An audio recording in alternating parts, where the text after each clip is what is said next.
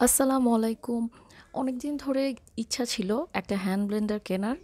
তো ফাইনালি গত সপ্তাহে কিনে ফেললাম। এটা নিয়ামা ব্র্যান্ডের। এটা হচ্ছে ১২০০ ওয়াট আর মিয়াকোরটা ছিল হচ্ছে ৭৫০ ওয়াট। এটার প্রাইস ছিল ২২০০ টাকা।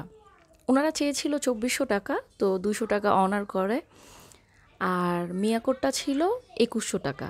তো ১০০ টাকার জন্য মনে হলো ১২০০ ওয়াটেরটা নেওয়াই ভালো ৭৫০ ওয়াটের চেয়ে। আর এটার কালার পিঙ্ক ছিল, যেটা আমার কাছে বেশ ভালো লেগেছে। আর মিয়াকোর তুলনায় এটা একটু লাইট ওয়েট।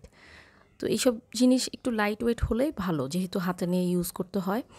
তো এখানে আমি পরীক্ষামূলকভাবে খেসারি ডাল ভিজিয়ে রেখেছিলাম সারা রাত। তারপরে পানিটা ছেঁকে এভাবে ব্লেন্ড করছি।